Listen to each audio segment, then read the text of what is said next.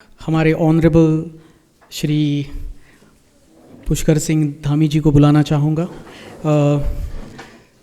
पुष्कर जी जो हैं वो दिल से लोगों से जुड़े हुए हैं और ये दिल की बात जानते हैं, तो मैं चाहता हूँ कि वो कुछ कहें हमारे लिए।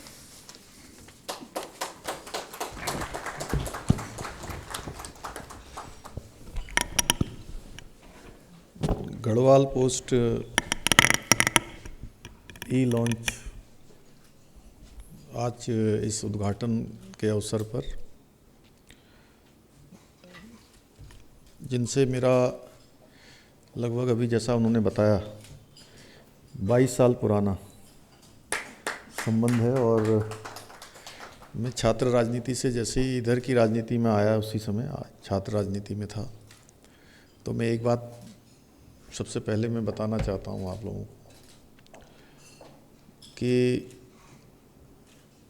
मैं बीजेपी यूथ का स्टेट प्रेसिडेंट जब बना था, ये सतीश भाई भी भूल गए होंगे, तो मुझे अखबार में अपनी फ़ोटो देनी थी अशोक जी। तो इन्होंने ही अपने वहाँ बुला के मेरी फ़ोटो खींची थी। तो वही अखबार में छपा था।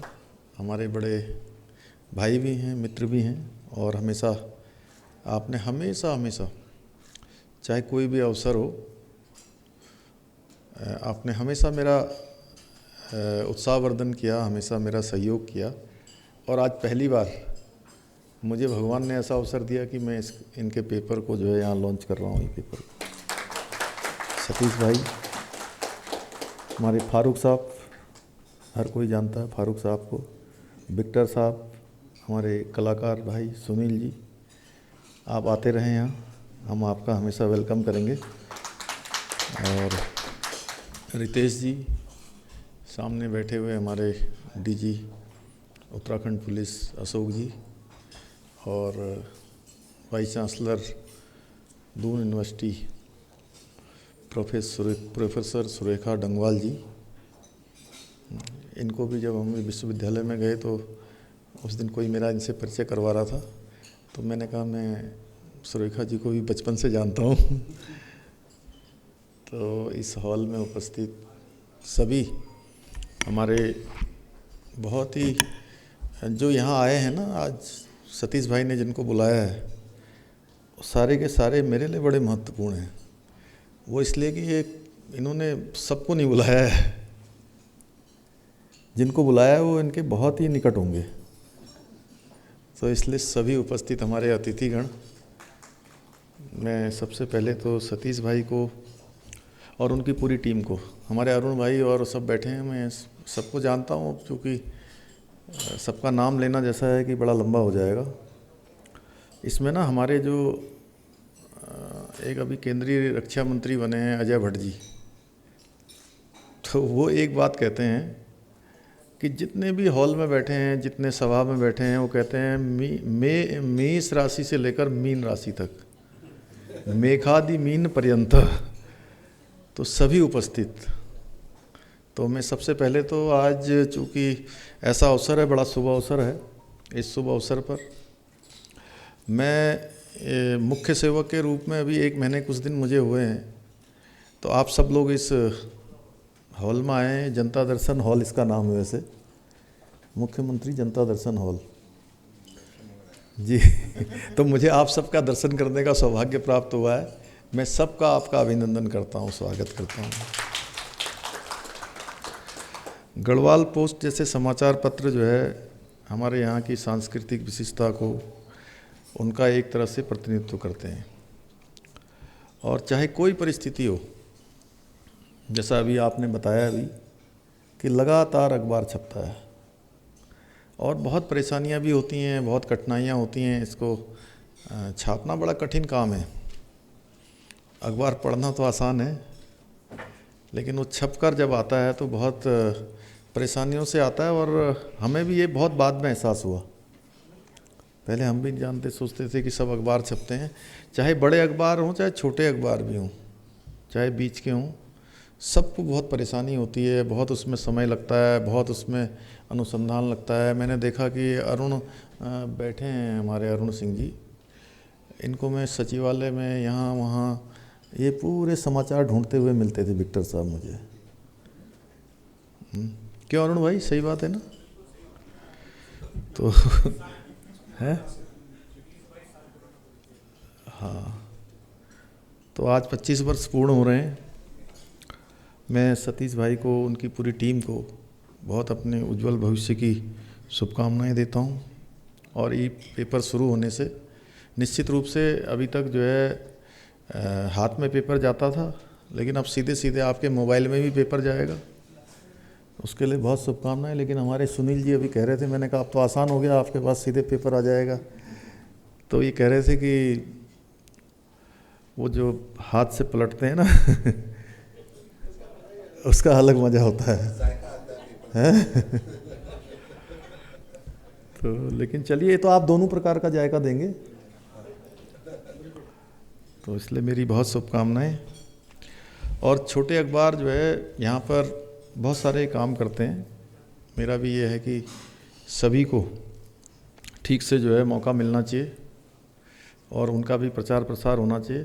तो उसमें मैंने कहा है कि जो है जितने भी हमारे यहाँ के लोक कलाकार हैं, लोक संस्कृति है, छोटे पत्र हैं, सबका जो है हम लोग संवर्धन करने के लिए, उनको प्रोत्साहन करने के लिए हर स्तर पर वो करेंगे। क्योंकि बड़े अखबार तो चल ही रहे हैं, बड़ी चीज़ें तो चल रही हैं, इनका भी हमारे यहाँ से संवर्धन होना चाहिए, उत्साहवर्धन होना चाहिए।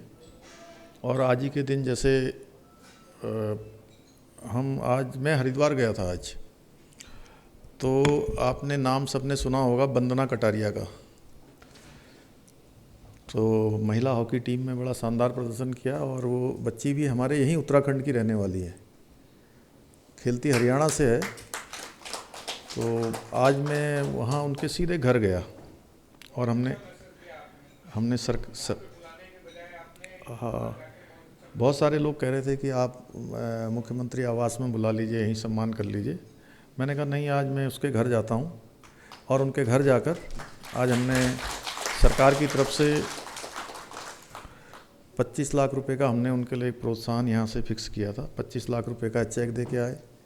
इसी प्रकार से जो देश के अंदर मोदी जी ने बेटी पढ़ाओ और बेटी बचाओ जो देश के अंदर पूरा अभियान शुरू किया, उसका उत्तराखंड सरकार की तरफ से उस बच्ची को हमने ब्रांड एम्बेसडर भी बनाया है।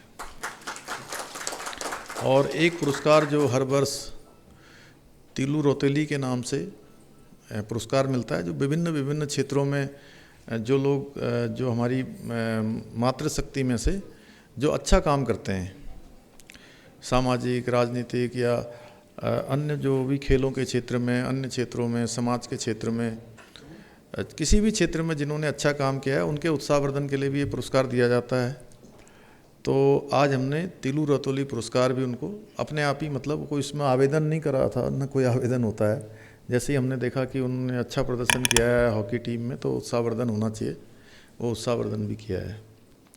तो मैं आप सब लोगों का बड़ा आभारी हूँ, और सतीश भाई का विशेषकर से कि आप सब लोगों के बीच में उन्होंने आज ये अवसर प्रदान किया कि इतने अच्छे अच्छे लोग यहाँ पर आए हैं।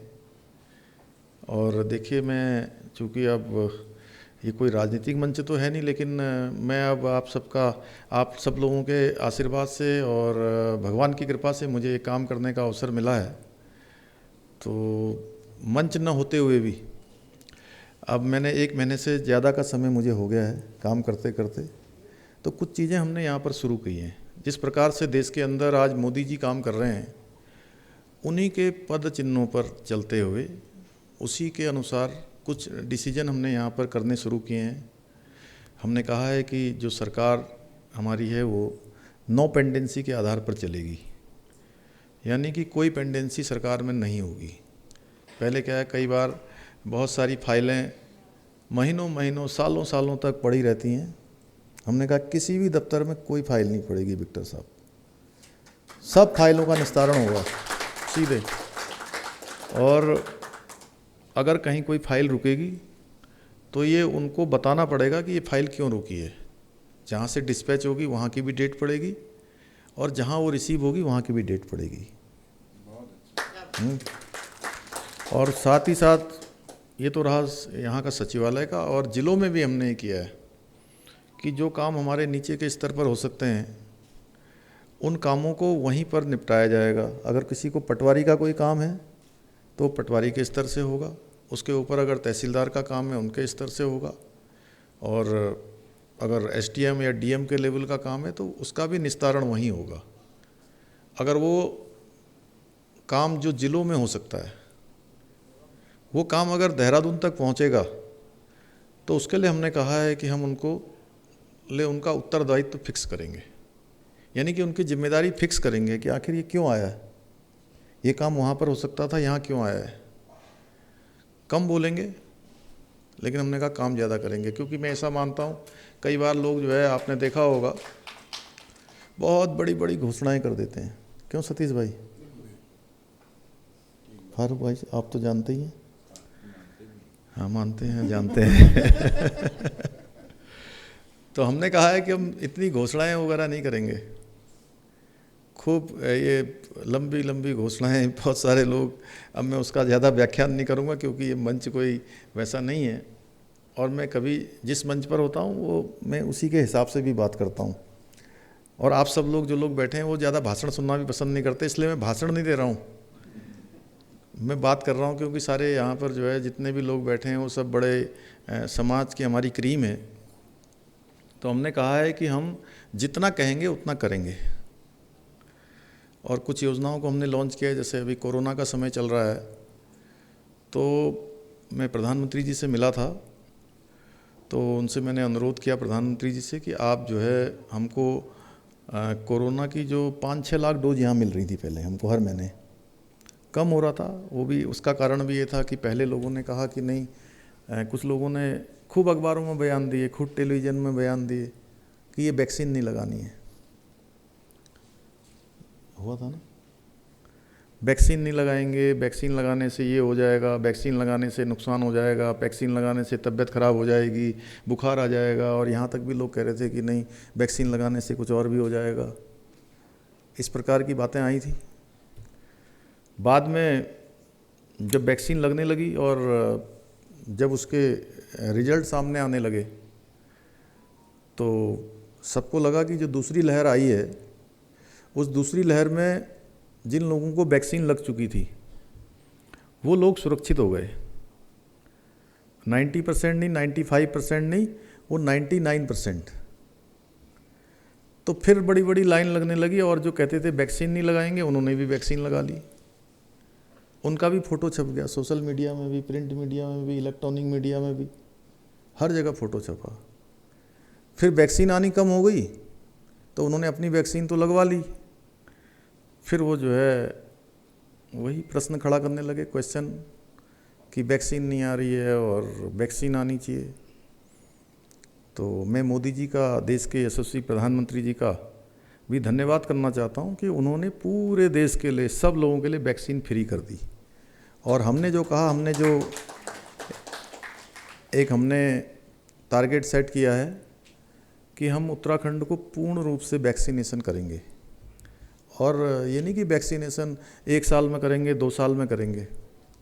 हमने कहा है कि हम अगले 4 महीने में पूरा वैक्सीनेशन कर देंगे। और मैंने प्रधानमंत्री जी से अनुरोध किया कि आप हमको वैक्सीन बढ़ा दीजिए, 20 लाख कर दीजिए, तो हमारा 4 महीने में पूरा हो जाएगा।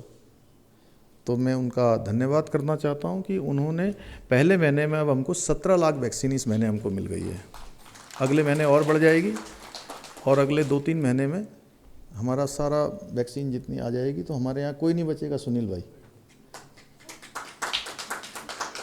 मतलब बिना वैक्सीन के कोई नहीं बचेगा।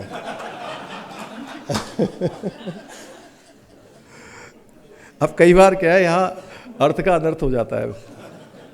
और मैं सही बताऊं तो जब मैं पहली बार चीफ मिनिस्टर बन के वहाँ दिल्ली गया तो मैं मीडिया से बड़ा बचने की कोशिश कर रहा था। पता नहीं, कई बार वो सुरेखा जी, वो कुछ भी निकल जाता है ना मुंह से तो वो पकड़ लेते हैं वो। तो बड़ी कोशिश करी वहाँ मीडिया वाले लोगों ने मेरे को, बड़े बड़े चैनल। अब चूँकि मैं राजनीतिक क्षेत्र में तो बहुत साल हो गए काम करते करते, लगभग अब 30 साल होने को हैं। बचपन से स्टूडेंट पॉलिटिक्स में रहे, उसके बाद यूथ पॉलिटिक्स में रहे, इसमें रहे, विधायकी में रहे, उस पार्टी में रहे। लेकिन मैं बड़ा वो हो रहा था कि ये लोग पता नहीं किस तरह से करते हैं कि कुछ भी निकलवा लेते हैं मुंह से। तो उसके बाद वो 2 दिन का मैंने जब दौरा किया दिल्ली में प्रधानमंत्री जी से मिलने के बाद, तो प्रधानमंत्री जी से मिलने का मेरा मात्र 15 मिनट का समय फिक्स था और उन्होंने मेरे से 1.5 घंटे तक बात करते रहे। बात करते करते पता नहीं मुझे भी समय का पता नहीं लगा और प्रधानमंत्री जी ने भी मुझे नहीं कहा कि हो गया। तो मैं उनको देख रहा था बार बार। तो उसके बाद थोड़ा मेरा कॉन्फिडेंस थोड़ा हुआ कि नहीं, प्रधानमंत्री जी से अब मिल लिया हूँ तो अब तो मैं सबसे मिल लूँगा। मैं वो ये छापने के लिए नहीं बोल रहा हूँ, आप लोगों से बात कर रहा हूँ। तो मैं आया, उन्होंने बड़ी कोशिश करी। तो इनके भी एक अधिकारी हमारे साथ थे, अशोक जी के। तो वो फिर शाम को जब उन्होंने 15-20 चैनल वालों ने एक ही दिन में सब इंटरव्यू ले दिए मेरे, कि 15 मिनट कोई 20 मिनट, पूरा मेरा जो है सवेरे से लेके शाम तक बुरा हाल हो गया और सब में बोलना अलग अलग पड़ रहा था। बल्कि मैं बड़ा नाराज़ भी हुआ कि इतने लोगों को आपने क्यों बुला लिया, 2 4 5 लोगों को बुलाते फारूक भाई। तो बाद में सारे के सारे बड़े चैनल वाले थे, वो देश के सारे नामी गिरामी सब बोले यार ये चीफ मिनिस्टर ऐसा है, ये कुछ बोलता ही नहीं है, इससे निकलवाना मुश्किल है। तो इसलिए अब मैं क्या कहना चाह रहा हूँ आप लोग समझ ही गए हैं। तो मोदी जी ने जो है हमको पूरी वैक्सीन दे दी है। इसके अलावा अभी मैं 1 दिन पहले जो है दिल्ली से अभी आज ही आया हूँ यहाँ। हालांकि दिल्ली मुझे जाना पहले से प्रस्तावित था। अब दिल्ली गया तो 1-2 लोगों ने सोशल मीडिया में डाल दिया। आजकल कुछ पार्टियां ऐसी सक्रिय हो गई हैं कि वो अनाप शनाप झूठ सच सब डाल देते हैं। क्या है उनका उत्तराखंड के अंदर जो है एजेंडा केवल चुनाव होता है। अब मैं इसलिए बोल रहा हूँ कि आप सब पेपर का वो है लॉन्चिंग हो रही है, इसलिए जो सही बात है वो बोल रहा हूँ। तो वो अनाप शनाप लिखते हैं। तो उन्होंने क्या है कि मेरा फ़ोटो लगा दिया और एक बैग दिखा दिया मेरे पीठ में कि इनको उत्तराखंड में नहीं मिल रहा है, दिल्ली भाग जा रहे हैं बार बार। तो अच्छा आज वो सोशल मीडिया की टीम ने देखा होगा, हमारे भी कुछ लड़के लगे रहते हैं, ये सब काम करते हैं। तो गडकरी जी ने हमको कहा कि हम 1300 करोड़ रुपए की रोडें आपकी स्वीकृत कर रहे हैं मेरे जाने से। और इसके अलावा उन्होंने कम से कम जो है 50,000 करोड़ रुपए का उन्होंने कहा कि मैं और तुम्हारे यहाँ के लिए सैंक्शन करूँगा, तुम सारी बना के ले आओ। वो तो हमने बोला ही नहीं। अभी आपको बताऊं कि आपका आने वाले समय में, आप सब देहरादून वासी हैं इसलिए मुझे बताते हुए बड़ी खुशी हो रही है आपको कि आप लोग पता है दिल्ली से देहरादून कितने घंटे में पहुंचेंगे रोड से? मात्र 2 घंटे में।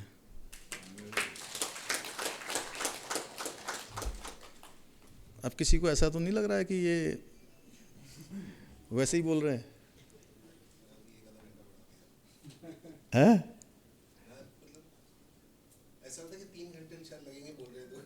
नहीं 2 ही लगेंगे और 2 का 2.5 हो सकता है लेकिन 3 नहीं होगा। वो ऐसे होगा कि अभी हमारे यहाँ पर 12,000 करोड़ रुपया जो एलिवेटेड रोड आ रही है ना उधर से दिल्ली से मेरठ तक, और वो उसी रोड पर ये रोड भी जुड़ जाएगी जो हमारे यहाँ से डाटकाली से जाएगी। और डाटकाली के बगल में जो हमारा वो क्या है नाला नदी, बरसाती नाला नदी जैसी, जो उसके ऊपर जो है उसके पिलर पर रोड बनेगी 4 लेन की। और उसके लिए कल ही गडकरी जी ने मुझे कहा कि मैं जो है बाई रोड देहरादून आऊँगा। उस दिन उनको मुजफ्फरनगर में भी कुछ रोडों का वो करना है और उसके बाद देहरादून में आकर करेंगे। आप देखिए कि चारों तरफ जिस प्रकार से अभी सड़कें बनी हैं, ये पहले भी तो बन सकती थी। ये अभी क्यों बनी? ये अभी क्यों बन रही है? आप पहले यहाँ से हरिद्वार जाते थे तो आपको कई घंटों लगते थे। अब हरिद्वार मुश्किल से 45 मिनट से अधिकतम 1 घंटा लगता है। अभी जबकि 1-2 जगह पर स्ट्रेच अभी बचे हुए हैं, वो पूरे हो जाएंगे तो आपको 40 मिनट से ज़्यादा नहीं लगने वाले हैं। इसी तरीके से आगे चले जाएंगे आप, ऋषिकेश से आगे जाएंगे ऊपर को, तो जो 4 धाम रूट पर चलने वाली रोडें हैं, श्रीनगर जाएं, श्रीनगर से आप कर्णप्रयाग जाएं, कर्णप्रयाग से और गोपेश्वर की तरफ जाएं, सब तरफ। और ऐसे ही आप उधर की तरफ चले जाएंगे, हमारे हरिद्वार से नजीबाबाद होते हुए धामपुर से काशीपुर से रुद्रपुर से उधर टनकपुर और पिथौरागढ़ तक रोडें बन रही हैं। और इतनी शानदार बन गई हैं। अभी 20,000 करोड़ रुपया और हमारा स्वीकृत हुआ है पूरे कुमाऊं से गढ़वाल को, गढ़वाल से कुमाऊं को, उधर से लेके धारचूला तक, मुंशियारी तक, सारी रोडें यहाँ से कर्णप्रयाग से आगे तक, सिमली तक, और इतनी बन रही हैं कि पूछिए मत आप। सारे पुल जुड़ रहे हैं। माने अगर मैं एक क्षेत्र की आपको इसलिए बात कर रहा हूँ कि ये हमें जानकारी भी होनी चाहिए सब लोगों को कि आखिर कितना काम हुआ है।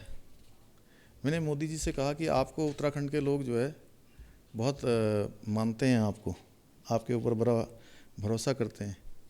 तो वो हंसते हुए बोले, हाँ देश भर के लोग भी ऐसा कहते हैं कि आपका जो है बोले सभी देश भर के लोग कहते हैं कि उत्तराखंड के साथ आपका जो है ज़्यादा लगाव है, ज़्यादा आप करते हैं। और मैं आपको बताऊं, जब से मैंने ये काम शुरू किया है या जो जिम्मेदारी मुझे मिली है, कई बार केदारनाथ का जो इतना पुनर्निर्माण का काम चल रहा है, कई बार उन्होंने जो है स्वयं उस पर विशेष रुचि लेते हैं खुद कि कितना बन गया, वहाँ पर आदि गुरु शंकराचार्य जी की मूर्ति पर कैसा है, मंदाकिनी की रिवर वॉल बन गई कि नहीं बन गई, वो जो उसके अंदर रहने वाले जो तीर्थ पुरोहित हैं उनके घर बन गए कि नहीं बन गए, बद्रीनाथ का जो मास्टर प्लान है, अभी केदारनाथ का तो बन ही रहा है, उस पर काम चल रहा है, बद्रीनाथ जी का भी जो है मास्टर प्लान तैयार हो गया है। उसके लिए हमने पूरी समीक्षा बैठक कर दी है। हमारे पास लगभग 150 करोड़ रुपया आ गया है अशोक जी, 450 करोड़ 500 करोड़ रुपए का प्रोजेक्ट है पूरा। और उसके लिए हमने अभी एक PWD का डेडिकेटेड डिवीज़न, एक डिवीज़न अब वहीं पर रहेगा, वहीं पर काम करेगा। जल्दी ही प्रधानमंत्री जी उस योजना को भी शुरू करने वाले हैं। और पहाड़ के अंदर रेल जाना कितना कठिन काम है। 125 किलोमीटर कर्णप्रयाग से ऋषिकेश रेलवे लाइन बन रही है, उस पर काम चल रहा है। अन्य और बहुत सारे, अभी एक आप लोगों के लिए और बताऊं, अभी मैं कल एक सौगात हमको और अच्छी मिल गई। अब मैं बड़ा आधे मन से गया था, वैसे तो मुझे लगा कि पता नहीं करेंगे नहीं करेंगे। 8,000 करोड़ रुपए का एक यहाँ से टिहरी से लेकर यहाँ तक की 33 किलोमीटर टनल देहरादून से टिहरी जाएगी सीधे, और उससे जो है मात्र 33 किलोमीटर की होगी और आधा घंटा ही यहाँ से टाइम लगेगा। आने वाले टाइम में जो है हमारी उसको भी मंजूरी मिल गई है, उसका भी काम यहाँ पर जल्दी शुरू होने वाला है। तो हम लोगों ने बहुत सारी चीज़ें इसमें शुरू की हैं। मैं थोड़ा ऐसा अवसर था तो मुझे लगा कि 1 महीना हो गया मुझे भी, तो ये सब चीज़ें हमने बढ़ाई हैं। और जो कोविड के दौरान जो बच्चे अनाथ हो गए हैं, जिनके माता पिता नहीं रहे इस दुनिया में, छोटे बच्चे भी हैं, बड़ा हमने इसी हॉल के अंदर उनका भी कार्यक्रम किया था। बड़ा बहुत हम लोग सब लोग बड़े भावुक हो गए थे, क्योंकि छोटे छोटे बच्चे आए थे, उनके माँ बाप नहीं है, कोई देखने वाला नहीं है। तो हमने कहा हम मामा के रूप में, हम उन बच्चों के अभिभावक के रूप में, सरकार उनके लिए जो है सारी देखरेख करेगी। और उन बच्चों के भरण पोषण के लिए प्रत्येक माह हम 3,000 रुपया उन बच्चों के लिए हमने फिक्स कर दिया है। और साथ में जो है उनको खाने के लिए राशन की व्यवस्था, उनकी पढ़ाई की व्यवस्था, और जब वो बड़े हो जाएंगे 21 साल के, तो उनकी नौकरी के लिए भी हमने आरक्षण की व्यवस्था की है। इसके साथ जो हमारी ये सिविल सर्विसेज की जो तैयारी करते हैं, वो अगर प्री परीक्षा में निकल जाते हैं, PCS में, IAS में, या लोक सेवा आयोग की जो परीक्षाएं होती हैं, और इसके साथ साथ NDA और CDS, सुनील जी समझ रहे हैं